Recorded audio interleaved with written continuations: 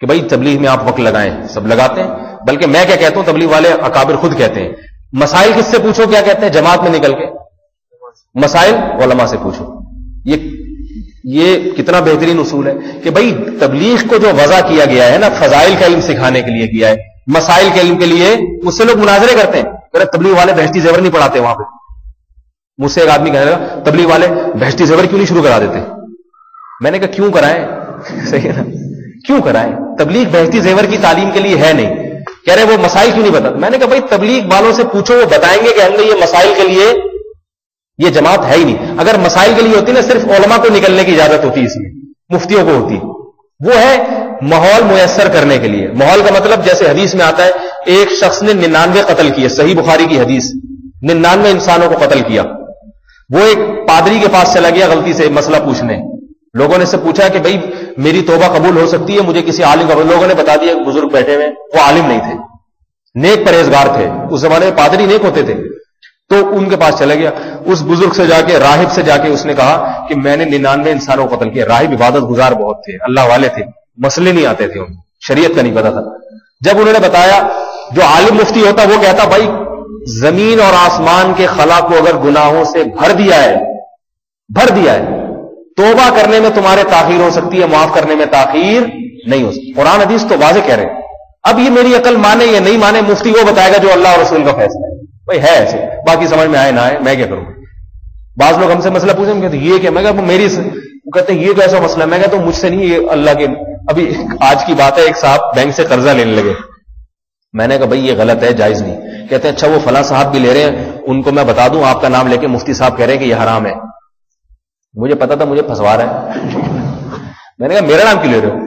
کہہ رہے نہیں آپ۔ میں نے کہا پھر یہ بولو اللہ کے نبی نے کہا ہے حرام ہے، سود لینے والا سود دینے والا۔ کہہ رہے نہیں آپ۔ میں نے کہا میں اپنی بات نہیں کر رہا بھائی، جس نبی کی بات کر رہا ہوں انہی کا نام لے کے بتا دو کہ مفتی صاحب کہہ رہے ہیں حدیث اللہ کے نبی نے فرمایا، بلکہ مفتی صاحب کیا کہہ رہے ہیں یہ نام لینے کی ضرورت ہی نہیں ہے، اللہ کے نبی نے فرمایا ہے، ختم ہو گئی بات۔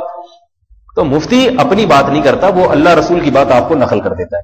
تو یہاں بھی یاد رکھو کہ 99 انسانوں کو قتل کیا نا اس آدمی نے، وہ آدمی گیا راہب کے پاس، راہب سے پوچھا بھائی میں نے 99 قتل کیا۔ راہب نیک پرہیزگار، انہوں نے ایک قتل کو بہت بڑا جرم سمجھتے تھے۔ جس آدمی نے زندگی میں کبھی کسی چیونٹی کو نہ مارا ہو، وہ ایک انسان کے قتل سن کے کیسا سیخپا ہو جائے گا۔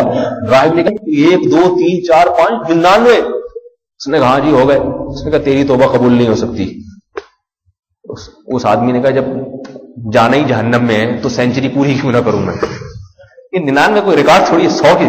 اس نے اٹھ کر راہب کو بھی قتل کر دیا، 100 کا عدد پورا۔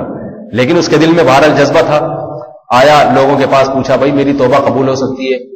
حدیث کے الفاظ ہیں فَدُلَّ عَلَى رَجُلٍ عَالِمٍ، فَدُلَّ عَلَى رَجُلٍ عَالِمٍ، عالم کا پتہ لوگوں نے بتایا۔ اس عالم کے پاس آیا تو اب وہ عالم علم میں کامل تھے، عالم علم میں کامل تھے۔ کامل علم سے کہتے ہیں عالم کا کام صرف مسئلہ بتا کے چھوڑ دینا نہیں ہے، اس کا تدبیر بھی بتانی ہے۔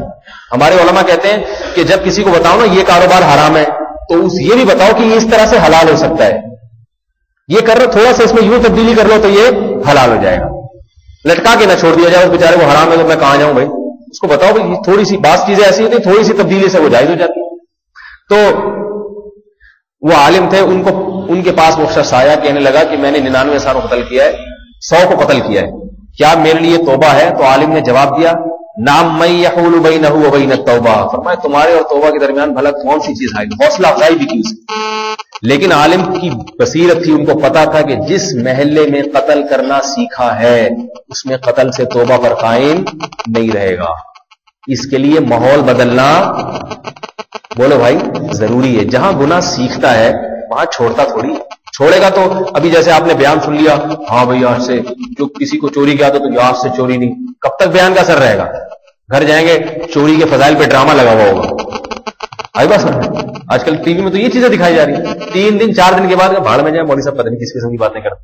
غیبت پہ آپ 10 باتیں سنیں، تھوڑی دیر میں جائیں گے 2 دن 3 دن تک تقویٰ برقرار رہے گا، سارا ماحول ہی غیبتوں کا ہے، وہ جس کے پاس بیٹھو وہ غیبت، وہ ادھر سے اٹھو وہ غیبت، تو ہر جگہ غیبتوں پہ غیبت ہی ہو رہی ہے، ہر جگہ زنا کی باتیں ہو رہی ہیں، ہر جگہ بےہودگی کی باتیں ہو رہی ہیں۔ تو ماحول کا بدلنا یہ قرآن حدیث سے ثابت ہے کہ ضروری ہے اپنے آپ کو نیک بنانے کے لیے۔ تو اب ہوا کیا، ان عالم نے کہا انطلق الى ارض کذا وکذا فان بها اناس یعبدون اللہ فاعبد اللہ معهم، فرمایا جاؤ فلاں فلاں سرزمین کی طرف، وہاں اللہ کے نیک بندے رہتے ہیں، وہاں رہو اور ان کے ساتھ رہ کر اللہ کی عبادت کرو۔ دیکھو یہ بھی کہہ سکتے یہیں اللہ کی عبادت کر لو، فلاں مسجد میں چلے جاؤ اللہ کی عبادت، ان کو پتا تھا یہاں ٹائم نہیں رہ سکتا، پرانے دوست آ جائیں گے، انہیں بڑا صوفی بنا ہوا ہے، آ جا یار ایک اور ٹارگیٹ کھلیں گے، 1 لاکھ روپے کا سودا ہے، ایک دفعہ 2 دفعہ، جب پیٹ میں بھوک میں روٹی، بے روزگار تو ہو گیا، اس کا تو کام ہی قتل کرنا، اب جب روٹی کی لالچ ہوگی تو کہے گا یار ایک اور صحیح، 101 ہے، تو توبہ تو قبول ہو ہی جاتی ہے نا، جہاں 100 کے بعد ہوتی ہے 101 کے بعد بھی ہو جائے گی، پھر شیطان اس طرح بہکاتا ہے کہ جب 100 کی ہو سکتی ہے تو 101 کی بھی ایک اور مار دو، روٹی پانی کا انتظام کرو، پھر توبہ کر لوں گا دوبارہ، پھر شیطان بار بار اس لالچ میں گناہ کرواتا ہے کہ بعد میں توبہ قبول ہو جائے گی، اور موت تک پھر ایسا آدمی کرتا ہی رہتا ہے گناہ۔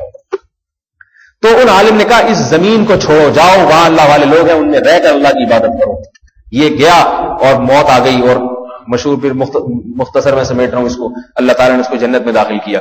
تو اس سے پتہ چلتا ہے ماحول کا بدلنا ضروری ہے۔ لوگ کہتے ہیں نا تبلیغ پر قرآن حدیث میں کوئی آیت دکھاؤ، نہیں ہے، نہ صحابہ سہروزے کی جماعت میں نکلے نہ 40 دن کی، سمجھ آ رہی ہے بات؟ لیکن یہ جس طرح سے آج مدارس ہیں یہ بھی نہیں تھے، جس طرح مختلف تنظیمیں، ہر چیز ضرورت کی پیداوار ہے۔ اگر تبلیغ والے کہنے سہروزہ لگانا سنت ہے، 3 دن جو نہیں لگائے گا یہ بدعت ہو جائے گا، شب جمعہ میں شرکت نبی کی سنت ہے، تو کوئی کہتا ہے نبی کی سنت نہیں، میں نے جہاں تک سنا کوئی نہیں کہتا۔ ایک طریقہ ہے اللہ کے رسول صلی اللہ علیہ وسلم سے جس کی اصل ثابت ہے، ایک چیز کی اصل نبی سے، جیسے صفہ میں اللہ کے نبی پڑھایا کرتے تھے نا، تو تعلیم کی اصل ثابت ہے۔ اب طریقہ کار آپ اپنے زمانے کے لحاظ سے آپ نے مدارس بنا لیے، پیریڈ بتائیے، نبی کے زمانے میں کوئی پیریڈ تھوڑی ہوتے تھے کہ بخاری کا گھنٹہ ہے، صحیح بخاری کا، صحیح مسلم کا گھنٹہ شروع ہو رہا ہے، آپ نے اپنے زمانے کے لحاظ سے، اس بارے میں حدیث میں نہ نفی ہے نہ اس بات ہے، ٹھیک ہے نا؟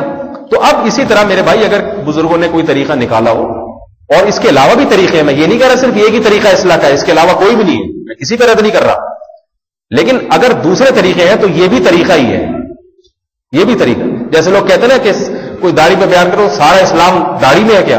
ٹھیک ہے سارا اسلام داڑھی میں نہیں ہے، لیکن داڑھی بہرحال اسلام میں ہے نا، تو جب داڑھی کو تو اسلام میں ہو گیا تو داڑھی پہ تو بولا جائے گا نا، تو اگر سارا اسلام تبلیغ میں نہیں ہے تو تبلیغ تو بہرحال اسلام میں ہے یا نہیں ہے؟